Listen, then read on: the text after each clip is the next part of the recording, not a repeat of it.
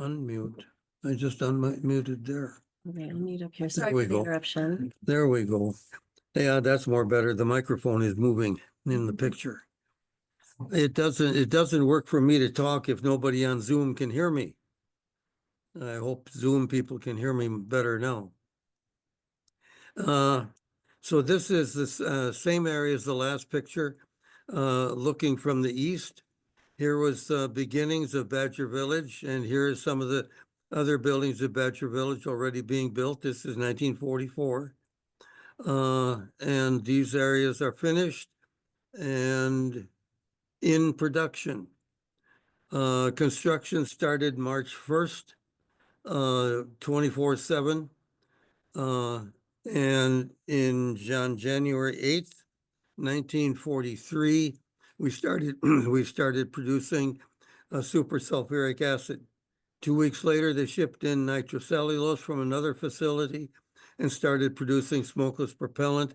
And I think that was in this C line here, and B line probably wasn't far behind. And I say probably because I don't know for sure.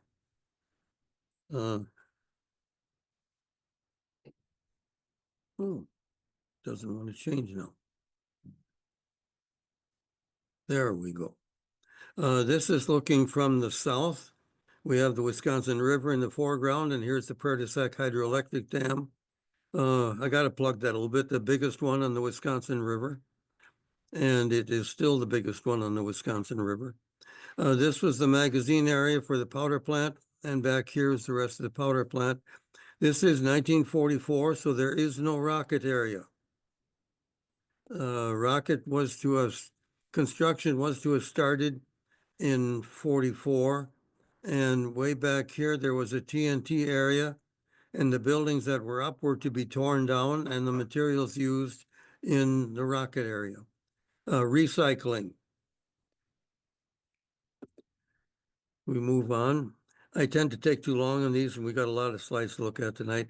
Here's a close-up of the Prairie du Sac hydroelectric dam. There's a lot of water coming through there. This is spring, and I think some of this might be ice. If I back up to the previous one here, this is ice, and here is Gruber's Grove Bay was our outfall. This is all ice. This is only April 5th. So at that time, there was still ice on the river in April. That gives you an idea of global warming. We don't see ice on the river that late anymore.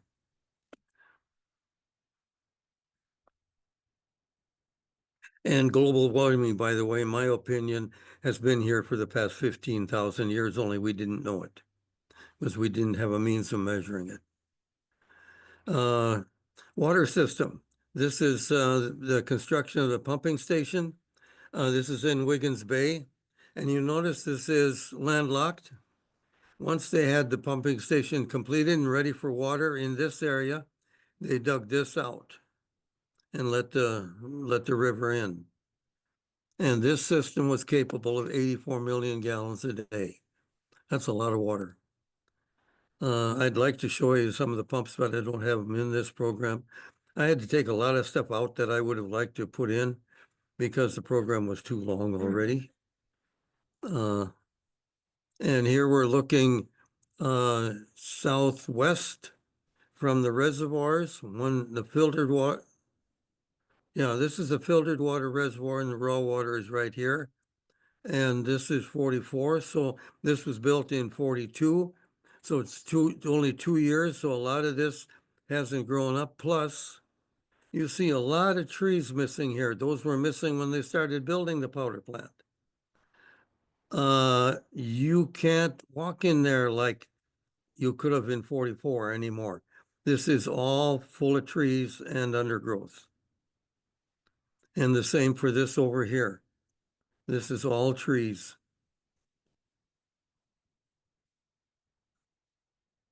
In the filtration plant, part of the building, there were some pumps in there. And this operator is checking a raw water pump. They pumped the water up from Wiggins Bay in a 58-inch pipeline. And when it got up to the filtration plant, if they needed the water, the filters were busy and they needed the water in the raw water reservoir, then pumps like this one transferred the water from that 58-inch line up to the reservoir, which was another 50 or 75 feet vertical change. The distance from the reservoir to the river, I think, was about 150 feet, something like that. And that's elevation change. The distance was 3 miles. I checked it recently, and on the maps, the plat maps, and the distance from the pumping station to the filtration plant and reservoirs was about 3 miles. This is looking at the what we referred to during Vietnam as the old acid plant. At the time this picture was taken, this was the NC acid plant, nitrocellulose. And this was nitric acid. 98% nitric acid was their final product from this area. That's pretty strong stuff. You don't play games with that. To give you an idea how serious that stuff was, we had I think he was a carpenter or a millwright in combined shops area who was missing an ear, and that side of his face was scarred. And he had been sprayed with nitric acid. I'm guessing maybe even the strong stuff, but I don't know. And he panicked and ran instead of running to a safety shower. So some of his coworkers had to chase him down and tackle him and get him under a safety shower. As a result, he lost an ear and scarred his face, and he was scarred elsewhere where you couldn't see it, like down his side and maybe his leg. So you just don't play games with that stuff. And here we're looking at the powerhouse and change houses. These are all change houses. When people came to work, they changed from their street clothes to their work uniforms. If they were in an explosive area, their coveralls were cotton treated with a flame retardant. And then these, hang on a second. These are clock alleys, hourlies like I was. Clock punched a big monster with a IBM card, and that registered the time it was punched and the date. And that was for timekeeping purposes. This building down here is guard headquarters. And at one time, this south end here was a rationing board. World War II, we had a rationing board at Badger. Here's the powerhouse under construction. If you look, this has 6 of these large windows on it, I think. If you compare that to a newer picture, there might be one on display, there's another window. This was designed to be a four boiler powerhouse. When they discontinued construction of the TNT area, there was another powerhouse just like this one being built there. So they transferred one of those boilers to this powerhouse and made it a 5 boiler powerhouse.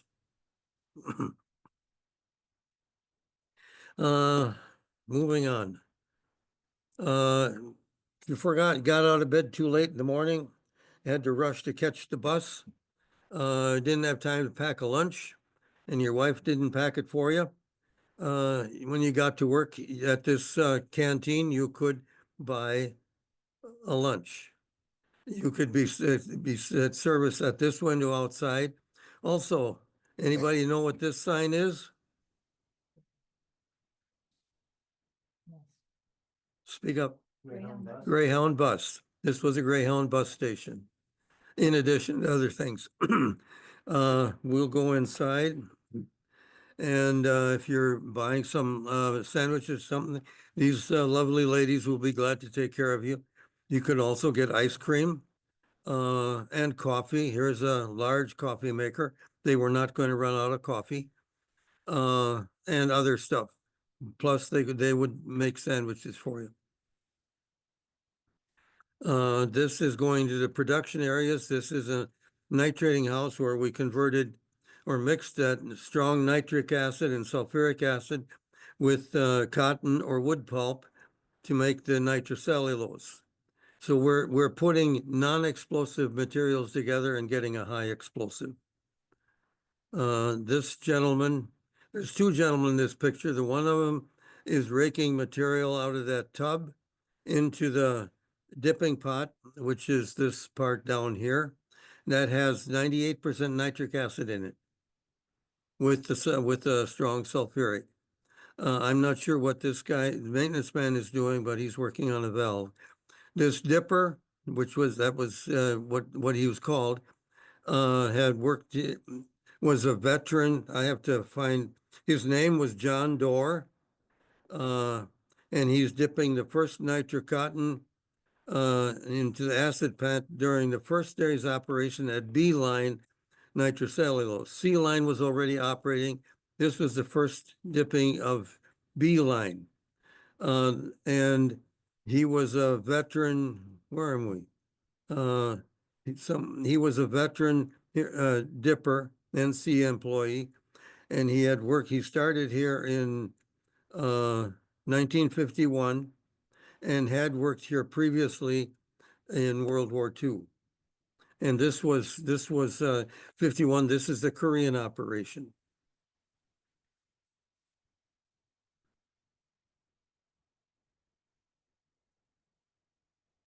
Well, anyhow, okay. After the cellulose, after the nitrating process completed, the nitrocellulose goes through a purification process, ending in a spin dryer that spins water out of the nitrocellulose. And you can't get it all out. So then it comes to this press and they squeeze out the water, plus they add alcohol to it. The alcohol has an affinity for water and squeeze it all out. So this is about as dry as they're going to get it. She weighs this on the scales that's off the camera, and that tells her if it's within specs. From there, it goes to a coffin buggy. We called it a coffin buggy. We have some choice names out here for stuff.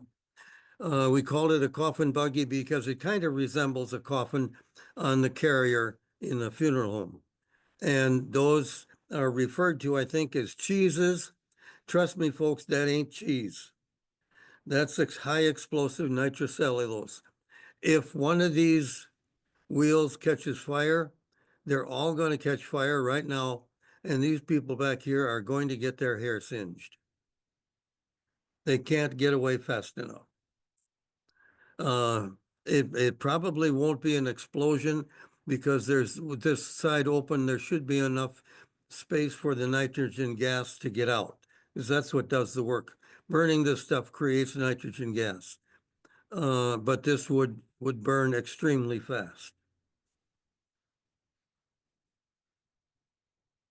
Frank, if I say something wrong, you're welcome to correct me. Frank knows more about the chemistry of this stuff than I do. These two gentlemen are raking explosive material. This is the nitrocellulose mixed with alcohol, ether, solvent, and a diphenylamine, which is a stabilizing agent. And they're raking it out of this mixer where it was all mixed together. If this ignites on the top, they are going to get singed. If it ignites at the bottom, that machine is going to be blown up and they are going to be seriously injured, if not killed. And I'm saying that just to give you an idea that if you don't follow SOP, standard operating procedures, and safety rules, that's how dangerous this work was. If they're following the SOP and the safety rules, they are safer doing what they're doing here than on the public highway going home. Because on the highway, not everybody follows the rules.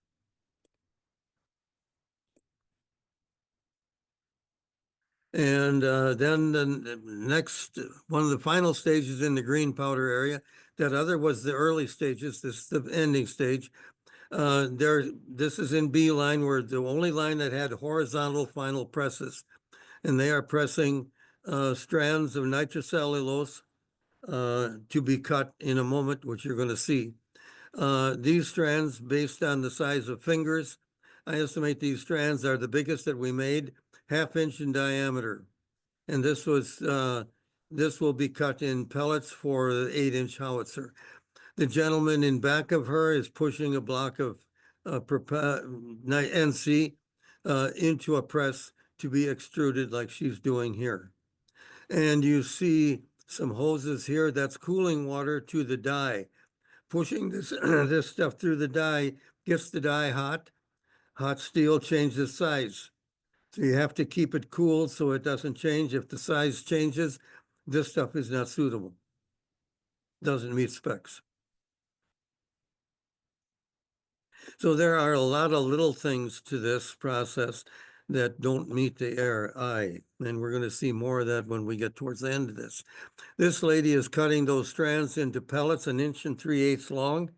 And these would have been used for an 8-inch howitzer. Also, I should point out, in both these ladies, her coveralls are treated with a flame retardant. They are cotton. And her cap is cotton. And I'm going to guess probably also treated with a flame retardant. And normally this would be a flap cover hanging down over her neck. She has it pinned around her hair. So she's got her hair protected.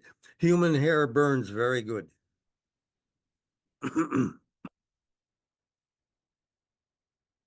This is a building where they removed the alcohol ether solvent. And again, they can't get it all out here, so it goes through another process to finish it. And this machine here is a narrow gauge locomotive and narrow gauge cars. This one is a kind of a dummy car or weighted car. This keeps the product that he's hauling away from the locomotive. This is a safety car.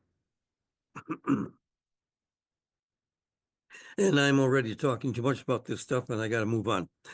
These guys are taking large pellets, maybe the same size stuff. And this came from a water dry where they removed the remaining solvent from the powder. Now it's wet, so it has to be dried. So it goes into another vessel where warm air will be blown through it to dry it out. And this is one of the magazine buildings where their finished product was stored waiting to be shipped. And it was stored in containers. There's a display on the wall over here. Smokeless propellant, I think is the name. I'm not sure. I tend to forget these things. And it has a box in it. And that box has a steel can in it. And that's for shipping the smokeless propellant. Another interesting thing we made. This gentleman has and by the way, his name is Eugene Milbauer. I had a visitor in here one day and several visitors. The lady came talking to me, says, that guy making that nitroglycerin is my uncle, or was her uncle.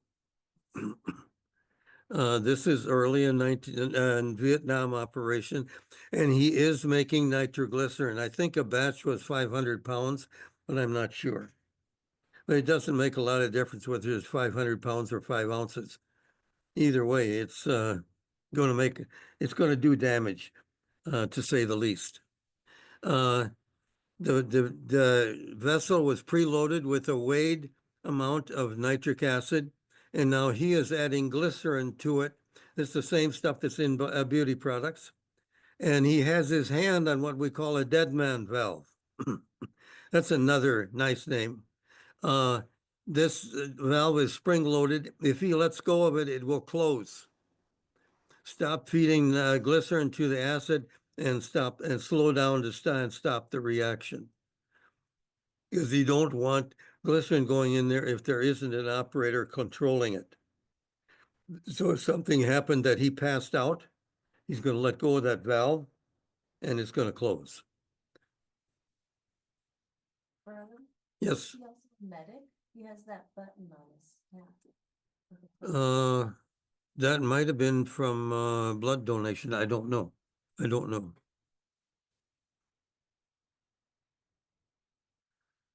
Okay, how did we get the nitroglycerin from that nitrating house Night treating separation house is the official name, to the next building.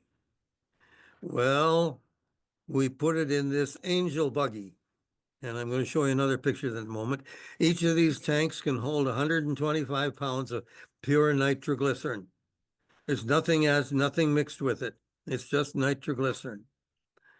And this is a photo. These guys are sort of demonstrating how it would be done. I don't think they would allow a photographer in there when they were doing it. And quite frankly, I think they'd have a tough time finding a plant photographer that would go in there when they were doing it. So we'll move on to the next one. There's another picture of the angel buggy, and that platform that the buggy is set. That's a part of the wheeling walk. That operator will wheel this thing down to the next building. And by the way, let's go back over here. This is the guy who's going to push it. This one is the chief operator in the building, and this one is one of the operators. And he's checking a tank, possibly a tank temperature. That tank has nitroglycerin in it. There's four tanks, I think it's 4 tanks in there that for storing nitroglycerin. So move on. So the handles back here, this is what the guy's gonna push that thing with. Anybody here want to try that? Now here's another good picture. This gentleman is putting nitroglycerin into this tub that already has nitrocellulose in it. And this is a premix house in rocket paste where we mix the two together. And there's a hose here that's over his leg. And there's a valve over here, which is just a clamp. And then he can clamp it shut and lock it so it shuts it off, which is the condition it's in right now. He is not moving any nitroglycerin. Again, I don't think a photographer would be there, and he wouldn't be allowed to be there when he's doing this. This gentleman is the premix foreman. He's from Columbus, Wisconsin. So he has a bit of a daily commute. Next. Oh, that doesn't work. That's up there. Okay. Now here is something that we haven't had in any of our programs before. Anybody know what this is? You are looking at Little Boy, the atomic bomb that was dropped on Hiroshima. Now I've got these two in here because of the next one. This one is Fat Man. Now, if you look close at those coveralls, I think you should be able to see it on the screen. You will see faintly embroidered on the back of those coveralls, Badger Ordnance Works. We would very much like to know, why are those coveralls on Tinian Island where they're getting these bombs ready to go to Japan, and who's the guy wearing them? You'll notice the guy next to him laying on the ground is just shorts, no shirt, short pants. That's the way most of the guys were dressed working on these bombs. It's hot on Tinian Island. So they just stripped down to those shorts. He's wearing full coveralls. Now he has cut the sleeves off. Those coveralls normally have long sleeves. So somebody has cut them off for him. But that has gotten our attention. How did those coveralls get on Tinian Island, and who's the guy wearing them? We have no idea. Now, some of the people signed that bomb. There was also some signatures on the front part of the bomb itself. I don't have that picture in here, but you'll notice there's one in particular here, John Crows, Racine, Wisconsin. I have no clue which of the guys working on that bomb was him. H.P. LeMay. When I was in the Air Force, there was a General LeMay. One of our buildings was, I believe, named for him or something. I don't think the same guy, might be family, but I don't know. Any Navy people here? I have a question. What is a PHOM? There's first class US Navy, and there's one down here somewhere, a third class. I'd like to know what the PHOM stands for. It's a rank, but I don't know. Moving on. These gentlemen this is for reactivation for Korean operation. These gentlemen are setting a wooden track for the narrow gauge rail. Why wood? Because steel wheels on the wood track will not create sparks. Sparks and explosives are a bad mix. And I don't know if it's in here. The last couple of days I saw another picture where I could see a stretch of this wooden rail in front of a building. Here's the steel rail, and they're fastening down a wooden rail. I don't have any information on who these gentlemen are. You thirsty? World War II, Sunrise milk. I think that's from Baraboo. Those milk bottles are paper and they're wide at the bottom so they don't tip over so easy. The cap on the top is the same size cap that went into a long neck glass milk bottle.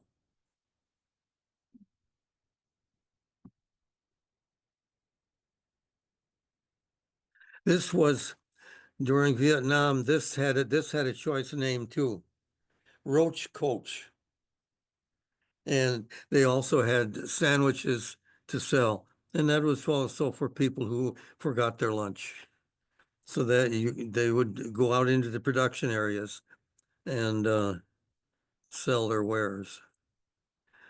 This gentleman is removing a sheet of rocket propellant from a roll where it was rolled into this sheet. Now, I'm not sure if this was an even speed or a differential speed. The differential speed stretches it, and then the even speed squeezes it together again. And when it comes out, then they fold it in a certain way, and then it's picked up outside the bay by another operator, and it gets folded a certain way, and they have a name for each fold because they fold it differently as it comes out of three different rolls: a even speed, a differential speed, where the two rollers roll at a different speed, and then again another even speed. And each time they fold it, it's a different name, and that tells them where it came from. This lady is from in this building. This is a slitter and roll house in this building. They took those sheets and sliced them into 6-inch wide strips, I think it was. And she's towards the end of a 14-inch diameter carpet roll. We call them carpet rolls because looking at this end, it looks like a carpet roll. That's a little nicer name than some of our other choice names. I don't have the name of this lady on this program. I think we have her name in our catalog, and I should have gotten it and I didn't. And she's dressed a little differently than we saw the other one. These coveralls are treated with flame retardant, and her cap holds all of her hair. And we have a cap like this in our archive. And from there, it went to a rest house where it rested for a while. That's hard work for that propellant to get rolled into that carpet roll like that. So it has to rest a bit. And then it comes over here to the press house where it's pressed into rocket grains. And these two ladies are loading carpet rolls into that press. They'll load 4 of those carpet rolls into this press and extrude those into a grain of rocket propellant. And these people here are inspecting. Now, I'm not sure exactly what they're looking for other than to be sure that I think these grains have been through the spiral wrap building and end inhibitors have been put on. So they're inspecting this to be sure that everything is the way it should be. And they may even be looking for exposed foreign material or something. I'm not sure. I'm really not sure. But one thing that struck me when I first looked at this picture, do you see any chairs to sit on? They stand all day. Now they can take a break once in a while and move around. And I'm sure there's some places where they can sit down, like when they eat their lunch or something. But otherwise, they're standing all day. This is a ball powder hardening house where we made the ball powder. And ball powder was a propellant used in small arms. It's used today in small arms, M16 up to 20 or 30 millimeter. The ammunition used in that Gatling gun in the nose of an A-10 aircraft, the tank killer. And I've seen pictures of targets at Camp McCoy in their shooting range, some buses and that they used for targets, and those buses were shredded. Those 20 millimeter bullets make a big hole. This building, 3 weeks after I came to work here, my introduction, this still back here blew up. I was 2 miles away and we felt that explosion. We hurried out to where there was a catwalk and went up there, and the guy said, well, that looks like ball powder. Well, you could have fooled me. I didn't know where ball powder was, but I found out then.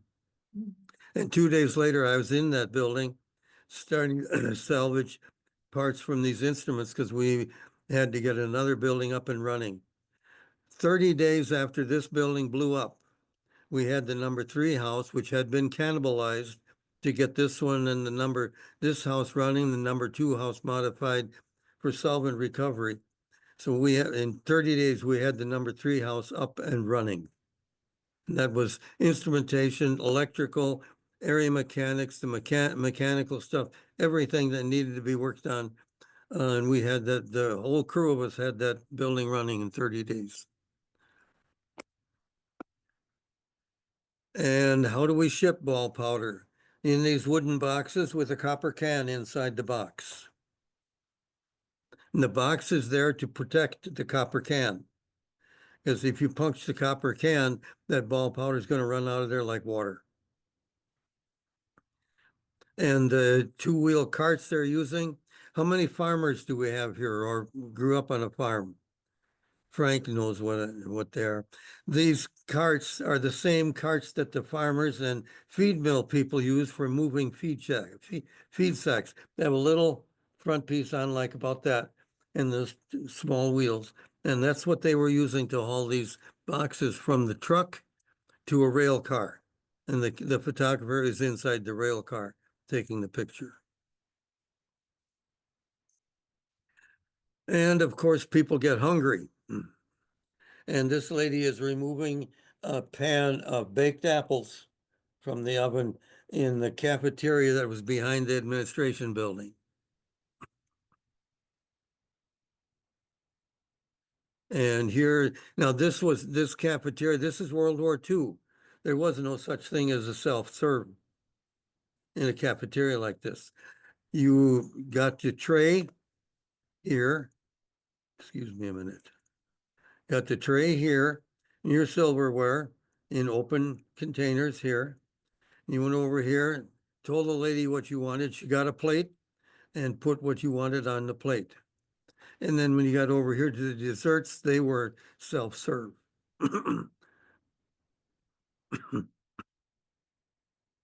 And then you went through there and the coffee was over here. And there's a lady back here somewhere with the cash register, and she looks at what's on your tray and tells you how much it is. And this picture is in here because I think it is very indicative of 3 events at Badger. End of World War II, war is over, gates are closed. And reading her face, I can put words in her mouth. What am I going to do now? I don't want to go home and clean house and raise kids. I have friends here. I'd enjoyed what I was doing, and now all that is gone. So it gives us a little bit of an idea of what it might have been like for some of the people working here. And this is a photograph I took in 1998 from Dave Fordham's airplane. He was the commander's representative at that time, and he needed some photographs of the powder plant for one of the newspapers in Madison.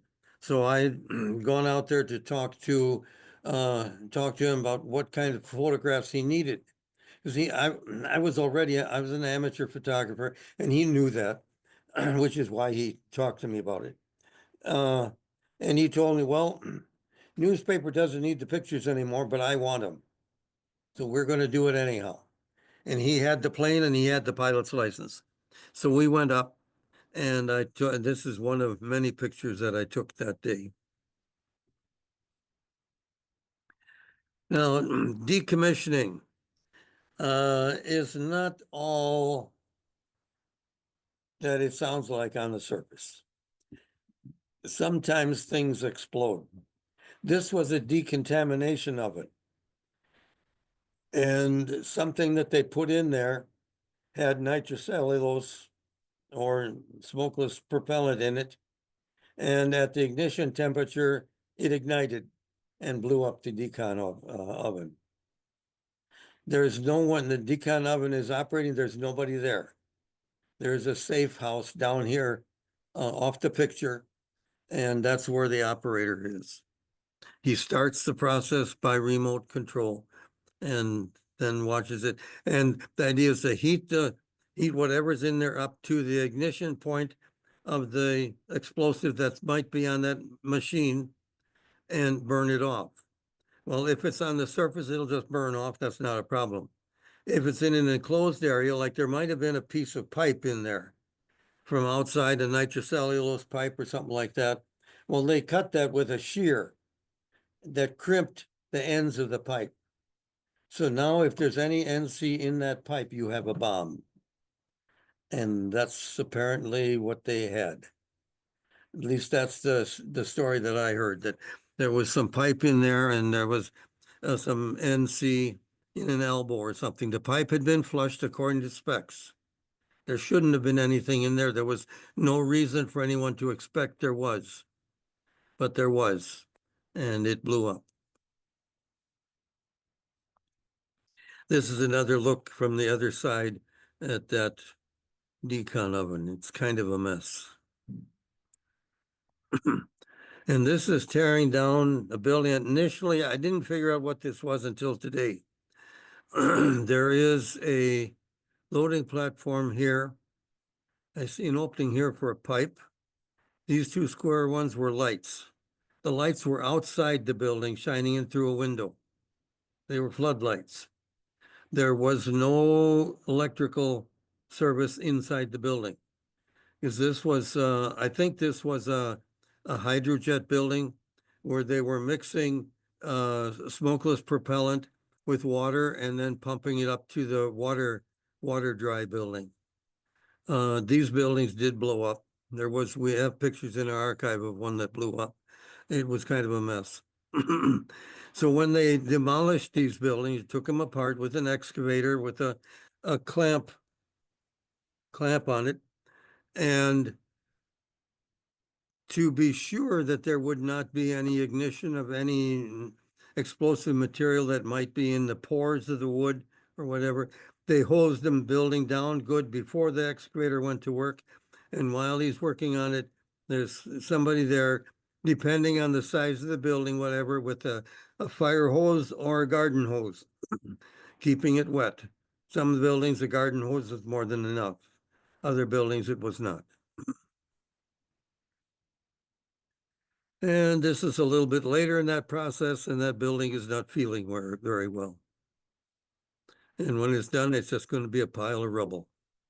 And then that went through, was taken to a shredder, a chipper, that was built on a lowboy semi-trailer and could handle 11 railroad ties an hour. And it spit out 4 to 6 inch size chips, and those were used in the landfill for the daily cover over the asbestos that was in the land, put in the landfill that day. So it wasn't wasted. And these gentlemen, you notice they're wearing white hazmat coveralls. They're removing asbestos siding from that building. That gray siding that we see beside them is the original wood siding on those buildings from World War II. I gotta stand up, I got a cramp. Sorry about that.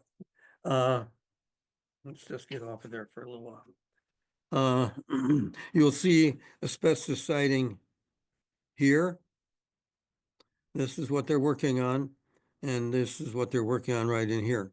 When they get it off, that asbestos siding goes in the plastic in this bucket. It gets double wrapped in plastic and then goes to the landfill.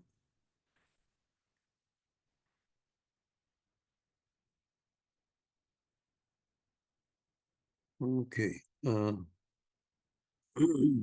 This is the new decon oven that was put in after we blew up. I shouldn't say we, after that other one blew up. It blew itself up. And you see these buggies here and some of this stuff. All of this stuff you see here is going to go into that decon oven, and it's going to get heated up to a temperature above the ignition temperature of the explosives.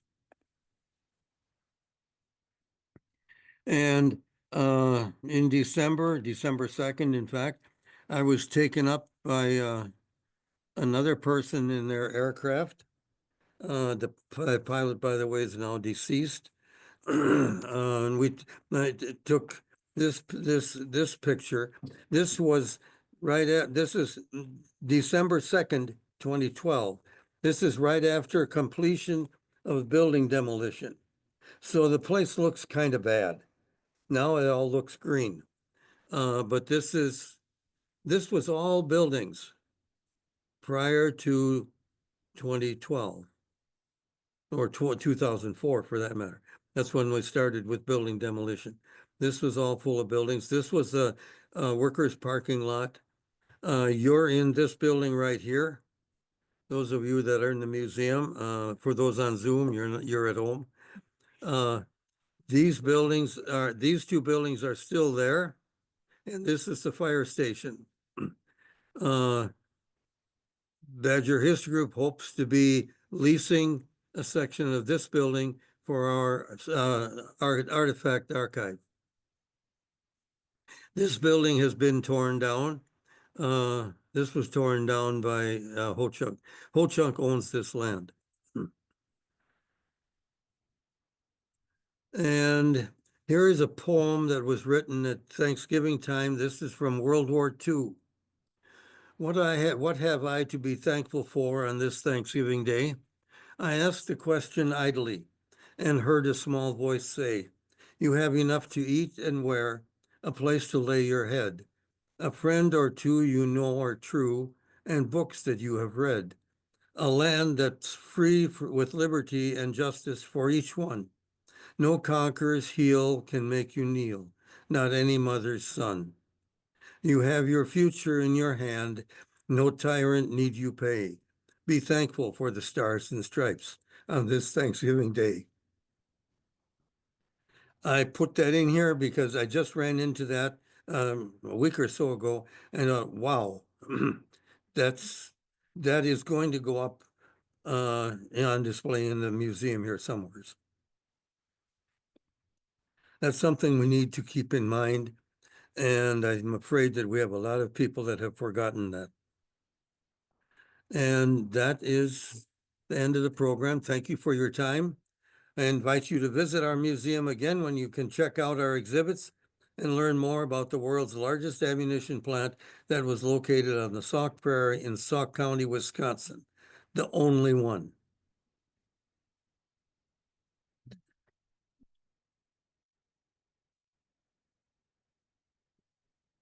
Questions? Okay, Badger, I've heard it a few times, but I came to work here, that's your question? I came to work here in August of 1966. As an instrument man was my title. I worked on process control instrumentation.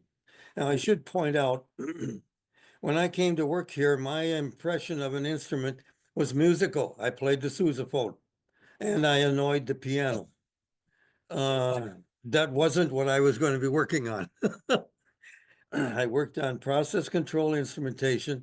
I had Air Force electronics background, so I worked on mostly electronic instrumentation, which meant that I worked on,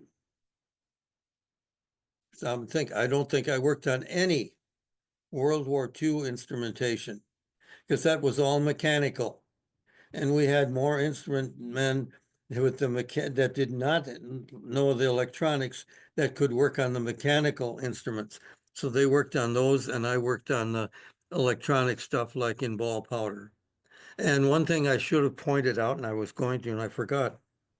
When I was showing you that picture of the ball powder hardening house inside, one day,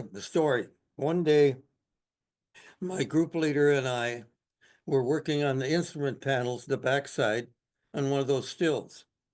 Now, the instruments had to be air purged, but they weren't made for that. They had a few holes. So we would take black electrical tape and put that over those holes, and it would last for a couple of years, 1 to 2 years. So that was a pretty cheap fix for that, so they could be air purged. And in that process, there were 2 small floor level vessels for mixing the ingredients for the ball powder that caused it to form the little grains of sand, is how I describe it, because that's what it looked like.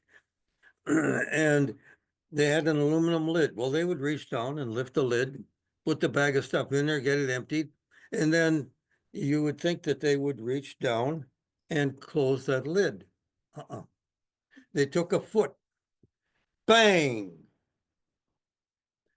My group leader almost came off that still over the top of me. He was on top of the still putting on tape.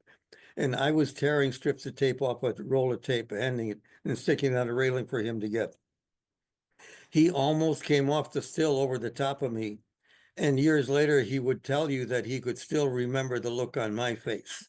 I do not remember the look on his, but I do remember that he almost came off that still over the top. And then we realized, well, it's okay, we're both here. So our conclusion was, if you can ask, what was that? You're okay.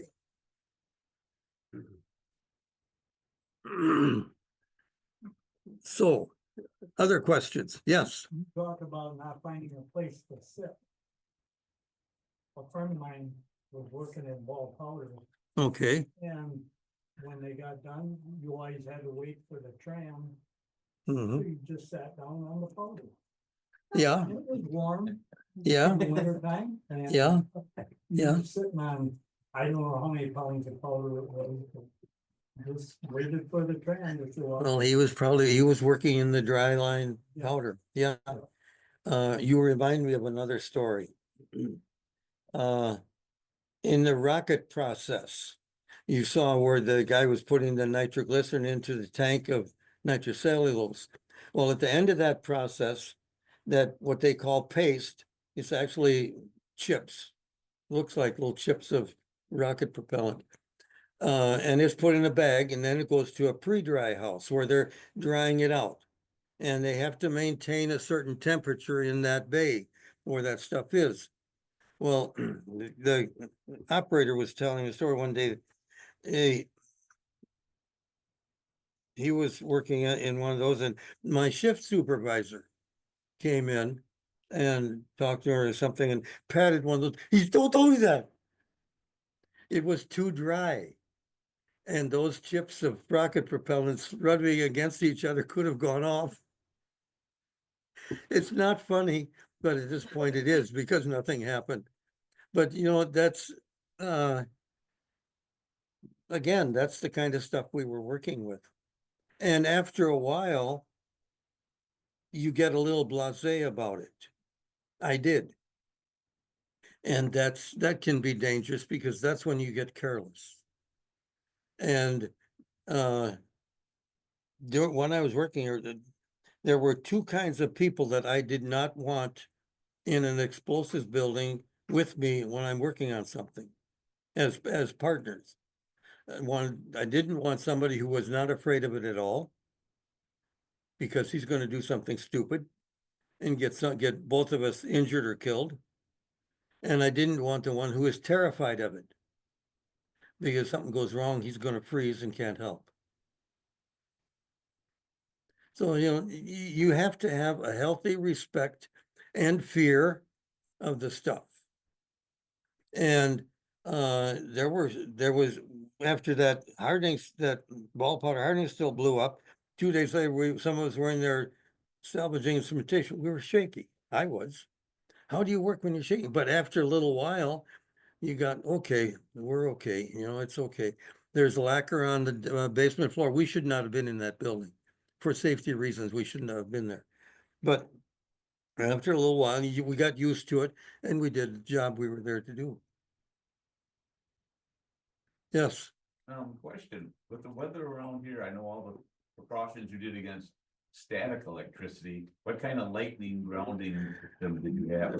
Buildings where that was a issue, there was a electric pole at the four corners of the building, away from the building a ways, with a lightning rod on top and the cable down to the ground. And it was a good ground. And that was the lightning protection for that building. Also, some processes, if there was a lightning storm or it was coming, that process was shut down. Yes, sir. And you also wore conductive shoes. Yes. On a conductive floor. Yeah. So that you never built up static electricity Right. in your body. Yes. Now, let me give you a safety issue with that. I'm working on electronic instruments Right. with bare hands, and I'm grounded. I better be grounded. Now, I can control where I put these. And this whole subject never occurred to me until, I don't know, 3-4 years ago. When I was doing it, it never occurred to me. But I can control where I put my hands. And there was a terminal block in the back of some of the instruments with 120 volts. And there's the power came in and terminated, and then there were other wires off that, and I could have got a pretty good jolt. But I can control where I put my fingers, but I have no control over static electricity. So you bet I will work in an explosives building with conductive shoes on an electronic instrument, and I had to have the instrument turned on in order to troubleshoot it. So, it's just a matter of being careful what you do, follow SOP and the safety rules. Another ridiculous safety rule: use a step ladder. Now, I've got an instrument up here on the wall. I just need to lean the left step ladder against the wall and go up and work on it. I spread the ladder out like it's supposed to be. That's kind of stupid. Because the floors, like in the ball powder buildings, the floors are wet. I lean the ladder against the wall, it can scoot out. If I open it up like it's supposed to be, it ain't going to do that. So I guess it's not such a stupid rule. Anything else? Yes, ma'am.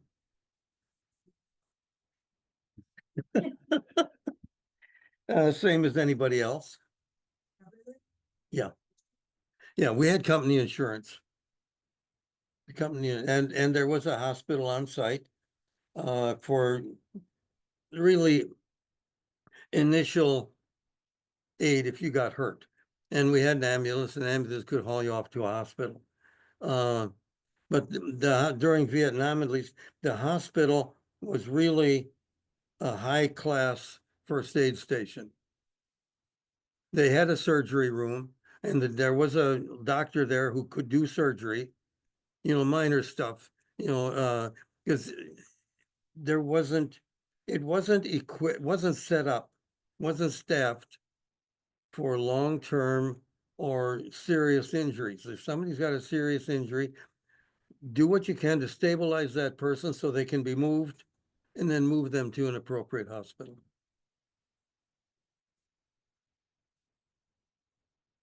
Dan is standing behind me. He wants to close this out. Any other questions before I let him do it? Okay. Well, You're thanks, on. Verlyn, because I'm pretty sure we could be here for a real long time. Yeah. If I started asking the questions I have, but I did find out, I did a little research quick on capital P full M, FOM Yeah. in naval. It's not really a rank, it's a position. It's for short for photographer's mate. So those guys who signed Little Boy were probably the ones who took the pictures of it. Yeah. So, so hopefully see you next month in November 12th. When I texted my uncle who was in the Navy,